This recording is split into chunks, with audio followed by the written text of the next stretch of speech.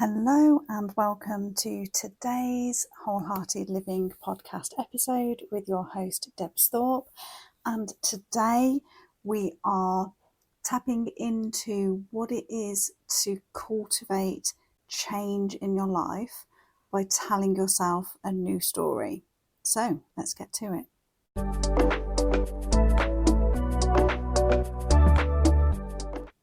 So I speak quite a bit about change, and you'll hear quite a lot of that as we go throughout various podcast episodes, because we can't escape change when we are on this path of desiring a wholehearted life by which we live fully and freely and, more and more as our authentic self. And, it requires us to shed a lot of the layers that aren't truly us, that have been given to us over the years. And in order to do that and follow the process of becoming more and more ourselves, there is inevitably going to be some change. Now, I've spoken in a previous episode about how that change has to begin within. And so a lot of the changes, particularly in the beginning, will be around your own inner world. And so I wanted to dive in today and provide another tool and technique that I use in order to help really navigate and cultivate the change. So we have this part of the brain called the reticular activating cortex, and I equate this to be like the soldier of the brain.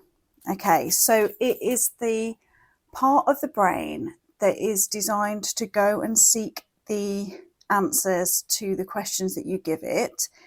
It literally follows the order that's coming from the brain.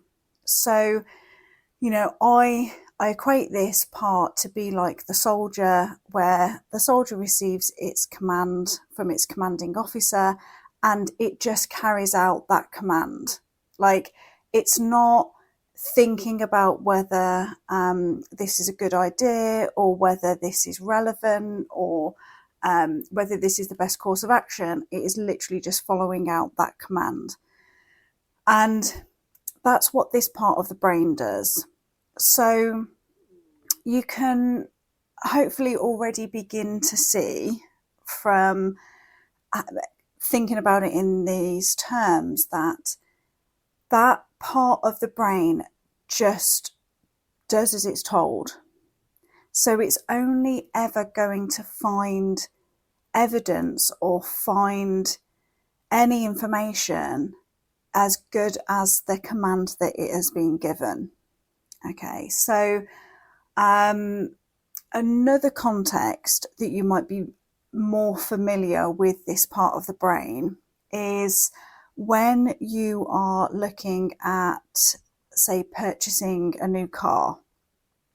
Maybe you've narrowed it down to the sort of car that you'd like, or, make and model or colour even, and you suddenly begin to notice more and more of those types of cars just as you're walking around or as you're driving around. And that's because even though you haven't consciously commanded this part of the brain to be like, right, let's pay attention to this make and model of car, because that's what's active in your subconscious, that part of the brain is working very unconsciously without you being aware, and it is noting that make and model of car so that you are noticing it more. Okay, it's bringing it to your attention. So this happens like with everything in life. And once we really become aware that that's what's going on here, we then get to become a really, really good commander of this part of the brain. Because when we're in addition to that car example, you might also be familiar with another example of this in action, which is when you have not had a particularly good day. Maybe work has been really tough, dealing with some difficult situations. Maybe your commute was a bit of a nightmare. Maybe you didn't get enough sleep. You've not had time to eat properly. So you're feeling tired, stressed, overworked, and very depleted by the end of the day. And so as you're replaying that day through the lens of already feeling tired and depleted, this part of the brain will very unconsciously go and find all the evidence as to why your life is like this, all the other times in your life when you felt like this. And so what it does then is compound how you're feeling in the present moment, because it's bringing into your awareness, just how bad a day it was and all of the things that happened that made it such a difficult day. And so then, when this is going on and you're not aware of it, it carries on in your brain unfiltered. So then, of course, that's what you're thinking, that's what you're believing, because that's what you're thinking. So then it becomes true, it becomes your reality.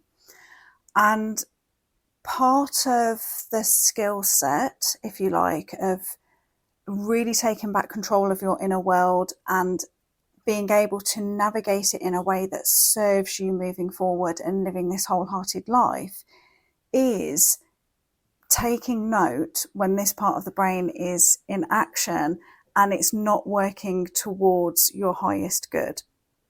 So it's at times like when you're tired and stressed and you can feel yourself getting dragged further and further down by your thoughts, it's being able to catch yourself in that moment and going, okay, what's the evidence that this part of the brain, that this little soldier is now going and finding? What evidence, and how can I give it a better task to do? Now, the challenge is when you're tired, you don't have the energy to be delving into lots of new tasks or anything like that. So there's not many times when I'll advocate a distraction, but this is one of them. So this will be where you want to be giving that part of the brain something else to focus on, but that's not really going to draw too much energy from you. So it might be, thinking about some of the ways that I do this and that clients do this is, scrolling back through photos of really good memories, really good occasions. So what that's doing is giving your reticular activating cortex a new input. And so then it will start to fire up all of the happy memories of time spent in different places or different people. Anything creative is quite a good one. That again doesn't require too much energy, but is just gives that part of the brain something to think about. So it might be doing a puzzle, colouring in, doing some knitting or sewing or painting, anything like that. Could be reading a book, but anything that is just giving that part of the brain a different input, but that isn't requiring too much extra energy from you in that moment. That's really, really good. And when we're not in that tired, stressed, exhausted state, we really, really get to work with this part of the brain. And you end up getting to the stage where you enjoy being a very competent commander of that part of the brain. So one of the most effective ways that we work with this is that we ask ourselves better questions. And by that, I mean, rather than getting into a situation of, oh, why does all this always happen to me? Why is it that it's not possible? oh, everyone else can live out their dreams, but I can't. Why is that? You can see where when we're asking ourselves questions like this, that soldier's just going to go off and it's just going to go and try and find the answers. Doesn't mean that they're true. It doesn't mean that they're even relevant. It's trying to do its job, right? It's trying to find the answer and the solution for you. So we have to get better at asking ourselves better questions. So we get to rephrase those questions in a way that would be more like, oh, I'd love to be reminded right now of all the times in my life when it's worked out for me. How is it that life always has a way of working out for me? What is it that makes me feel so loved and cherished in the world? So it might not instantaneously come up with an answer for that because it has to go digging around in your subconscious, but allow your brain to start reflecting on different questions because it will find different answers. And that's a really, really amazing process to go through. So a really good way of doing this is either like writing down a question or just thinking about a question before you go to sleep at night, and then just allowing that to process in your subconscious all night for you to wake up with the answers or in a very different place in the morning. So asking yourself better questions. And if you'd like some guidance on what some of those questions need to be or what they look like, then please do drop me a message and let me know, and I will very gladly send you some like a PDF with some guide on those questions. So that's one way. Another way is by telling yourself a new story. So we can find that we get caught up in telling ourselves the same story and it just becomes a habit. So, some of the stories that I work a lot with different clients is around needing to sacrifice and work really, really hard for what they want in life. So then their whole life then gets kind of is seen through the filter of that belief, of that story. And so what our brain is very good at, certainly our conscious brain, is good at channeling down our experiences in life to fit the current beliefs and stories we're telling ourselves. And so if we want our life to be something different, so I'll use this example because it's one that I've personally worked with, is, I'm always at the bottom of the list, and, everyone else's needs are far more important than mine. And, I've got to work really, really hard for everything I want in life. So these were some of the stories and beliefs that I held for a very, very long time. And so when I started moving into this more wholehearted life of wanting to experience much more freedom and joy and just being able to have more fun and be able to live life more on my terms, I had to start shifting these beliefs and stories. And so what I started to do was I wrote down all of the present beliefs and stories I was telling myself about who I am, what my life is, and then I wrote down what I would like them to be. So for my beliefs, it was I enjoy prioritizing my own needs, and when I do that, everyone benefits. I enjoy working for the things that I'm passionate about, but that doesn't mean I have to sacrifice my own well-being to do so. So I started to really connect with what I want these beliefs to be. And then I started to tell myself a new story around those beliefs. So I really started to integrate what that actually means, what that would actually look like in my life. Because it's, all of this work, everything that I'm guiding you through, is to get us beyond just knowing something to actually embodying it. And one way that we do that is we concrete it down into our lived experience. So I wrote down the new beliefs, and then from there it was like, okay, so what would that actually look like in my life?